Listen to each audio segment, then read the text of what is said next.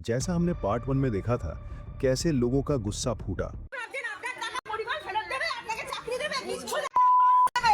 चलो कैसे लोग बड़े बड़े दावे कर रहे थे, ये लोग मेंबर क्या है, इन लोग पहले बोला कि देखो हम लोग भारतीय रेलवे माल गोदाम श्रमिक यूनियन का एक यूनियन बनाए हैं और इस यूनियन के माध्यम से हम लोग डोनेशन आप लोग दीजिए और डोनेशन दीजिएगा तो हम लोग आप लोग को माल गोदाम में जॉब दिलवा दें। तो आज हार्ट अटैक होके ये पैसा दिया, हार्ट अटैक होके इसके पिताजी डेथ कर गए, दोनों माँ बाप मर गया। आज के डेट में घर में लोग आके माँ बहन करता है, ये लोग बहुत गलत कर रहे हैं और इस तरह का ये लोग करें। कितने लोग सुसाइड करे, एक संतोष कुमार महतो पुरलिया का तो मर गया था हार्ट अटैक से। और कैसे कुछ लोगों को पुलिस अपने साथ ले जाती दिखी।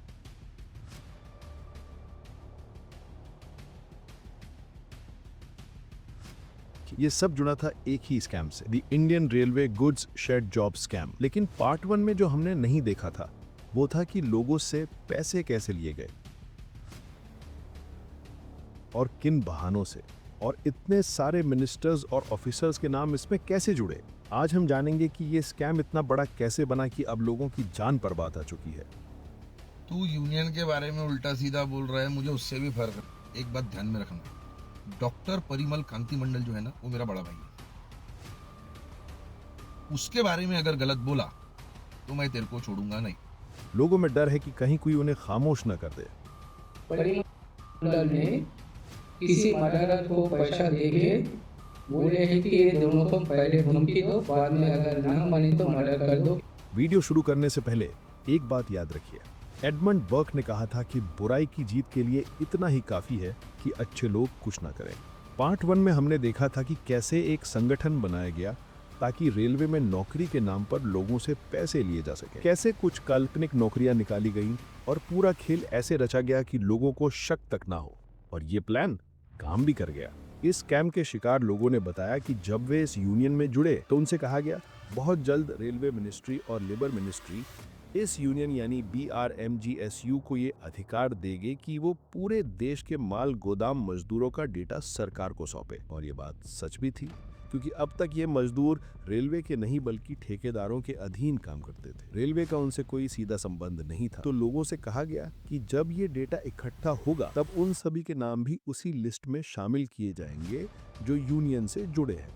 अब सोचिए, अगर मिनिस्ट्री ऑफ रेलवे डेटा लेती है और उसी लिस्ट में संगठन अपने लोगों के नाम डाल दे, तो जब जॉब्स मिलेंगी वो भी शामिल हो जाएंगे। सुनने में लॉजिकल लगता है ना? यही भरोसा बनाना इस स्कैम की पहली चाल थी। और इस बात को सच साबित करने के लिए परिमल कांति जी ने लेबर मिनिस्ट्री और रेलवे मिनिस्ट्री के कुछ अधिकारियों के साथ एक सर्वे फॉर्म जारी किया। अब जब लोगों ने देखा कि इतने बड़े अधिकारी और मंत्री इस फॉर्म का उद्घाटन कर रहे हैं, तो भरोसा और गहरा हो गया कि अब उन्हें सरकारी नौकरी मिलना तय है। यहीं से मास्टरमाइंड ने अगला कदम उठाया और लोगों से एडवांस मनी की मांग की। देखा जाए तो उस समय तक ये पूरा स्कैम असम, बिहार, उड़ीसा, उत्तर प्रदेश और महाराष्ट्र तक फैल चुका था। तो आप अंदाजा लगा ही सकते हैं कि ये एडवांस मनी कितनी बड़ी रही होगी। लेकिन लोगों ने पैसा सीधे परिमल कांति जी को नहीं दिया, बल्कि उन लोगों को दिया जिनकी वजह से उन्होंने यूनियन को जाना था। यही वो लोग थे जिन्हें बड़ी बड़ी और काल्पनिक उपाधियां दी गई थी, और फिर इन्हीं लोगों के जरिए पैसे डायरेक्ट या इनडायरेक्ट रूप से मास्टरमाइंड तक पहुंचे। कुछ अकाउंट्स इस्तेमाल किए गए, जैसे आश्रय ग्लोबल फाउंडेशन, लोगों ने आश्रय ग्लोबल ट्रस्ट के नाम पे पैसे लिए, जिसके प्रेसिडेंट खुद परिमल कांति मंडल हैं और वाइस प्रेसिडेंट हैं इंदु शेखर चक्रवर्ती, जिनका चेहरा आप पार्ट वन में देख ही चुके हैं। ये आश्रय ग्लोबल फाउंडेशन एक एनजीओ है, तो ये तो मानना ही पड़ेगा कि ये चाल बेहद समझदारी से चली गई थी, क्योंकि जो पैसे एनजीओ अकाउंट में गए उन्हें डोनेशन बताया जा सकता था, मतलब कोई सवाल ही नहीं उठेगा। लेकिन अमाउंट इतनी ज्यादा थी कि बार बार एक ही अकाउंट में नहीं डाली जा सकती थी, इसलिए और भी अकाउंट्स यूज किए गए, जिन्हें आप स्क्रीन पर देख रहे हैं। आश्रय कंसल्टेंसी, एनआर ट्रेडर्स, BRMGSU, कुछ पैसे उनके ऑफिस स्टाफ के अकाउंट्स में भी गए, जैसे विश्वजीत घोष, जयंता हल्दर, प्रियम पाल, निशा मुखर्जी, तपस मुखर्जी और पूषा दास। और जब मैंने ये पूरी लिस्ट ध्यान से देखी तो एक चीज नोटिस हुई, एक अकाउंट का ज्यादा इस्तेमाल हुआ था, विश्वजीत घोष का अकाउंट। बाद में मुझे पता चला कि विश्वजीत घोष जी इस स्कैम के रिकवरी एजेंट और ट्रेजरर थे, और उन्होंने सब कुछ जानकर भी मास्टरमाइंड का साथ दिया। इस स्कैम की तरह ये लिस्ट भी लंबी है, और कौन जाने ऐसी कितनी और लिस्ट होंगी। इन पैसों के लिए पहले लोगों से एक फॉर्म भरवाया गया, जिसमें यह लिखा जाता कि उन्हें कौन सी पोस्ट दी जाएगी। जब फॉर्म और लिस्ट दोनों भर ली गई तो लोगों ने इंतजार करना शुरू किया। दिन महीनों में बदले और महीने सालों में। जब लोगों ने पूछना शुरू किया कि नौकरियां कहां हैं, तो एक नया खेल रचा गया,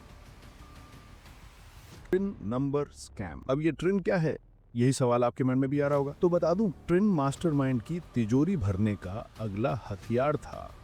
लेकिन ट्रिन नंबर स्कैम की असली कहानी हम जानेंगे अगले पार्ट में, क्योंकि एक वीडियो में इस पूरे खेल की गहराई बताना मुश्किल है। अगर आप भी देश में चल रहे ऐसे छुपे हुए स्कैम्स के बारे में जानना चाहते हैं तो चैनल को सब्सक्राइब कीजिए, वीडियो को लाइक कीजिए और कमेंट में बताइए कि क्या आप इस स्कैम के खिलाफ खड़े हैं। जय हिंद।